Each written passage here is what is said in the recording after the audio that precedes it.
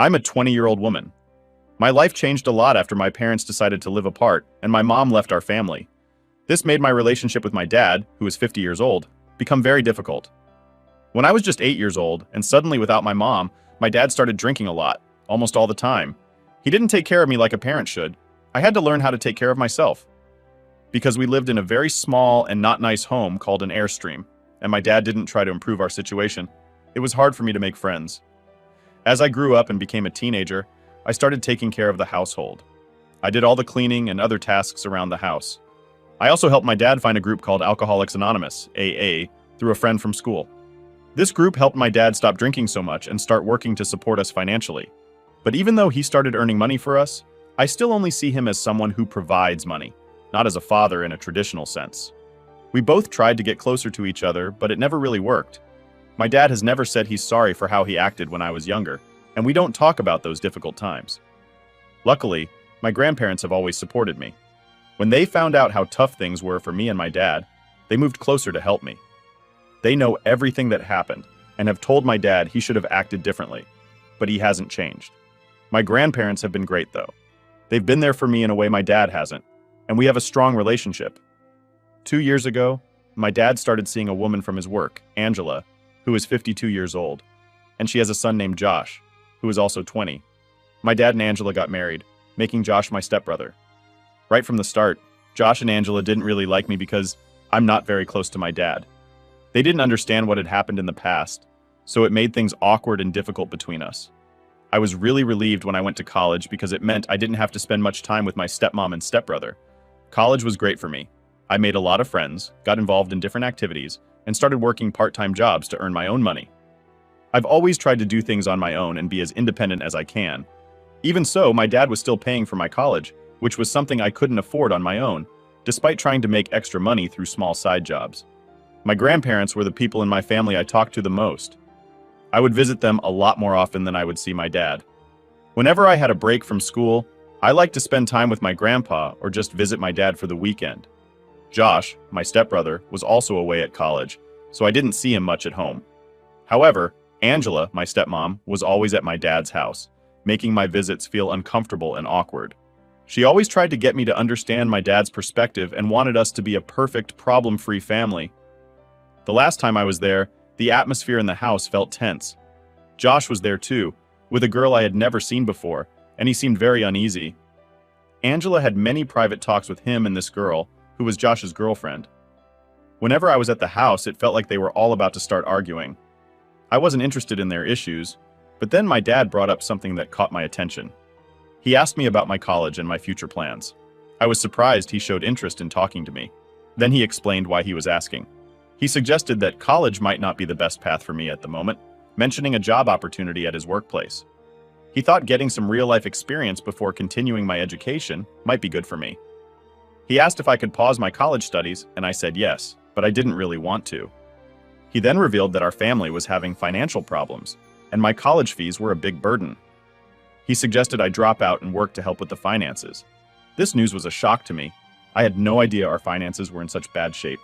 I didn't want to leave college, but I also felt it was unfair for my dad to pay for my education if money was tight. I was ready to send an email to my college dean to explain my situation and take a break from school. However, I'm glad I didn't send that email because by chance I found out that our family's financial situation was actually fine. My dad had a plan that involved using the money meant for my college fees to make a down payment on a house for Josh, my stepbrother. One day, I saw Josh looking at houses on a website called Zillow. When I asked him what he was doing, he told me something surprising. He said that he and his girlfriend were expecting a baby, and his mom thought it would be best for them to live in a house so they could raise their family properly. Josh explained that everyone in the family was going to help pay for the house, and he planned to pay them back later. I couldn't believe what I was hearing, so I immediately went to ask my dad if this was the reason he wanted me to drop out of college. After avoiding the question for a bit, my dad finally admitted it was true. He said he didn't tell me because he knew I didn't see Josh as my brother and would refuse the idea. I felt deeply hurt that my dad and Angela would sacrifice my education and push me to work just to support Josh's situation. I called my grandparents and asked if I could stay with them for the rest of my break from school. They were very upset when they heard about what my dad had done. My grandpa decided to take action. He took me to see his lawyer, where he made a change to his will. This change meant that my dad would no longer receive anything from my grandparents, and instead, everything would go directly to me. My grandparents had saved a good amount of money over the years. I know it might seem petty, but I asked my grandpa if I could have a copy of the will to show to my dad. My grandpa was also tired of my dad's behavior and agreed. A few weeks later, I went to my dad's house and told him about the changes to the will. I also mentioned that my grandparents were going to support me through college, making it clear I didn't need anything from my dad. He was shocked by this news and called his parents to confirm. After they did, he was very upset and said he didn't want to see me anymore. Now, I'm questioning if I went too far by showing him the will and cutting off ties with him. After cooling down, I talked to some college friends about it, and even my grandparents feel a bit regretful. The situation didn't bring the closure I was hoping for. My dad hasn't reached out to me or his parents since, and I'm unsure if that's good or bad. The whole situation, including our past issues and the recent problems with Josh, makes me feel like maintaining a relationship with my dad might be too difficult and unhealthy. I keep thinking about the moment I told my dad I didn't need him anymore, and the expression on his face. It makes me wonder if I'm being too forgiving, or if I'm just not standing up for myself enough. It's confusing, and it seems like I'll have to accept the decisions I've made. Let me tell you what happened next, because things changed quite quickly. Firstly, my dad showed up at my grandparents' house wanting to talk to me alone. He apologized for not being there for me during my childhood and for misleading me about our financial situation. He offered to start paying for my college again, if I was okay with that. His sudden change of heart took me by surprise, and honestly, I wasn't ready to let him pay for my education just yet. Then, in front of his parents, my dad announced he was divorcing Angela. We were all taken aback and asked him why. He explained that Angela had pressured him into buying a house for Josh and had forced him to choose between her and me. He admitted to trying to keep both of us happy by lying about the money issues. My dad said he realized how important I am to him, especially after I showed him I could live without his support. It seemed like he had a moment of clarity, but I was still hesitant to trust him completely. My grandparents were hopeful to see my dad wanting to make amends, and they welcomed him back. My dad seemed to understand that rebuilding our relationship would take time and effort, and he didn't expect immediate forgiveness. To everyone who's been messaging me, yes, I managed to return to college without any trouble. My grandparents have been incredibly supportive, and my dad is currently dealing with his divorce from Angela. I've been talking to him and spending a bit of time together, and things between us are gradually getting better. It looks like he genuinely wants to change, and I'm open to the possibility of building a relationship with him. It won't be simple, and we both need to make an effort to grow together. For the first time, it feels like repairing our relationship might be achievable. As for my earlier actions, I realized that showing the will to my dad might not have been the best move, but I'm learning to approach the situation with more understanding. I'm cautious, especially given how quickly he sided with Angela over me. But now that he's shown regret, I'm willing to see where this path leads us. There's still a lot of groundwork that needs to be done before he can become trustworthy. And to your dad was willing to screw you over to keep his wife and stepson happy. The only thing that concerns me is that he had his epiphany after knowing he wasn't receiving any inheritance. IMO, you shouldn't have mentioned that at all and seen how he reacted. Next story. Let me share a story about something that happened at my school. I'm a 16-year-old girl. Our school decided to organize a bake sale to raise money for the sports teams, but nobody really thought we would make any money from it. Just the day before the bake sale, our vice principal announced that each team would be responsible for making a specific dessert. Unfortunately, my team got the less popular option. We were assigned to make raisin cookies, while the football team got to make chocolate chip cookies, which are usually more liked. My friend Lisa, who is 17 years old, and her mom spent the whole evening baking these raisin cookies from scratch. They worked really hard and made a total of 52 cookies. However, because not many people like raisin cookies, we didn't sell any. This was disappointing because the money raised from the bake sale was supposed to be shared equally among all the sports teams, even though most of it usually ends up going to the football team anyway. The plan was that half of whatever money we made from the bake sale would go to our sports teams, and the other half would go to a local charity. This bake sale was especially important for us because it was supposed to help fund an upcoming trip for our team. Initially, we had different plans for what to bake, but the vice principal changed them, leading to us not making any money. Predicting this might happen, I decided to take action. After school, I took all the cookies Lisa had made and started selling them in my neighborhood for $1 each. Amazingly, I managed to sell them to 30 people, and my dad even gave me $12 for the remaining cookies. It took me about 4 hours to sell them all. The following day, I shared the money I made with Lisa and contributed the rest to our team's funds during lunch. We started discussing how Lisa could bake all the desserts for us to sell in our neighborhoods in the future. This could potentially cover the entire cost of our trip, and we wouldn't have to rely on the school's fundraising methods. However, a member of the football team overheard our conversation and told the vice principal about our plan. The vice principal called us into her office and demanded that we give 50% of the money we raised to charity, as per the original agreement, or else our team would be banned from playing in the next game. I refused, pointing out that her last-minute changes to the bake sale were the reason we didn't make any money in the first place. She threatened to call the police and our parents, accusing us of theft.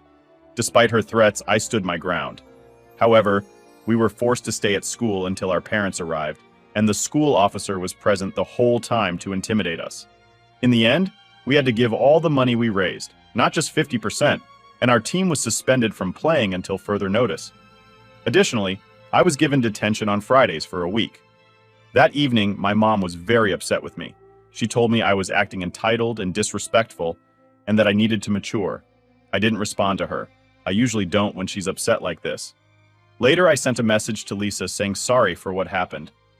Lisa told me that my actions were a bit rude, which made me think about this situation more deeply. I want to thank everyone for their advice. After having a conversation with my dad and Lisa, I understood that getting angry at the vice principal wasn't going to fix anything. In fact, it was just making the situation worse. I recognize now that I could have handled things in a much better way, and I admit that was my mistake. I've decided that on Monday I'm going to apologize and move on from this. Some people suggested going to the local news or taking bigger actions, but this really isn't such a big issue. I'm encouraging Lisa to talk to the school board about the vice principal's decision to take our money, but I'm going to stay out of it beyond that. I want to clarify something because it seems there's a misunderstanding. Some people think I just took the cookies without asking Lisa, which isn't true. I did ask her, and she was okay with me selling them. I'm not sure why Lisa was upset afterwards. I'm wondering if any other teammates were upset too. This whole situation reminds me why I usually stay away from school fundraisers. It often feels like the money raised doesn't fairly support all groups, like the arts or choir, and is instead focused on sports like football. If we were told to take the cookies home because they didn't sell at the bake sale, then it seems reasonable to use them as we see fit to support our team. I don't see a problem with that approach. Moving on to a different story, I'm 18 and have been working at a plant nursery for about 3 years. I really love my job there. Even though I earn minimum wage, the store is usually quiet. My manager is very understanding, and I get along great with my coworkers. Up until recently, I hadn't had any issues with anyone at work. Alex, a 30-year-old coworker of mine, and I work closely in the same part of the nursery. We started chatting and joking around a lot since he was hired last summer. We share some common interests and got along really well. Alex has a disability, although I'm not sure of the specifics. It seems to affect his cognitive abilities. He has an attendant who is available to help him from 8 a.m. to 1 p.m. during the weekdays. Once I began attending school and could only work on Sundays, Alex and I didn't see each other much. But on my first day back working full-time after graduating, Alex was really happy to see me and gave me a hug. I'm not comfortable with physical contact for personal reasons, so that moment was a bit uncomfortable for me, but I didn't say anything about it. The first time Alex hugged me, it caught me off guard because he had never done that before. We had a brief chat after that, and then went our separate ways. Later on the same day, we bumped into each other again, and Alex hugged me for a second time. This time, I gently pulled away and suggested we could do a high five instead, noting that I've seen him high five other coworkers in the past. Alex seemed a bit sad, but agreed, and we ended up doing a high five, which felt like a good compromise to me. However, about an hour later, Alex hugged me again. When I expressed that I'd prefer not to hug, he dismissively said, "I don't care," and then unexpectedly kissed me several times on the cheek. I managed to step away from him and ended up having a panic attack in the bathroom before deciding to leave work early that day. I'm someone who really values personal space and does not enjoy being touched. Despite trying to establish a new greeting with high fives the next day, Alex didn't seem interested and continued to hug me, ignoring my attempts to set boundaries. I even talked to his attendant, who had witnessed these interactions, hoping she might help explain to Alex why this behavior was making me uncomfortable. Unfortunately, she didn't take my concerns seriously, mentioning that Alex hugs her often and seemed indifferent to how the situation was affecting me. This whole ordeal began to weigh heavily on my mental well-being, making me anxious about the thought of going to work and encountering the same behavior again. Finally, I decided to talk to my manager about what had been happening. My manager was very understanding and made it clear that Alex's actions were not appropriate. He spoke to both Alex and his attendant, giving them a warning about respecting coworkers' personal boundaries. After this, the attendant pulled me aside and criticized me for making a complaint. She defended Alex by saying he was just showing affection in his own way and that I shouldn't have taken it so seriously. I explained that despite Alex's intentions, he had overstepped my personal boundaries, making me feel very uncomfortable. The attendant accused me of being mean and unfair just because I didn't want to be hugged, and then she left the conversation abruptly. Later, I wanted to say thanks to everyone who took the time to share their thoughts, give advice, and offer support. This morning, I talked to my manager about the comments Alex's attendant made to me after they had a meeting. My manager mentioned he would look into the situation with the agency that employs the attendant. For now, I've been assigned to work at the cash register inside to avoid any uncomfortable situations. I thought it was better not to ask for Alex to be moved, so when I saw him today, I just waved and said hello from a distance, and he waved back. It seems like Alex's attendant is choosing to ignore me now. Some advice I received was to go back to my manager and tell him what the attendant said. The attendant's role is to assist Alex in navigating adult life, which includes understanding and respecting basic rules at work, such as not touching coworkers, especially when they have expressed discomfort with it. If Alex is unable to follow this rule, his disability does not exempt him from the consequences, which could include losing his job. Moreover, the attendant's failure to support workplace norms and protect both Alex's and coworkers' rights might mean she is not fulfilling her responsibilities properly, suggesting she might also need to be reevaluated or let go. Alex clearly understood I did not want to be hugged because he acknowledged my refusal before choosing to hug me anyway, showing a clear disregard for my boundaries.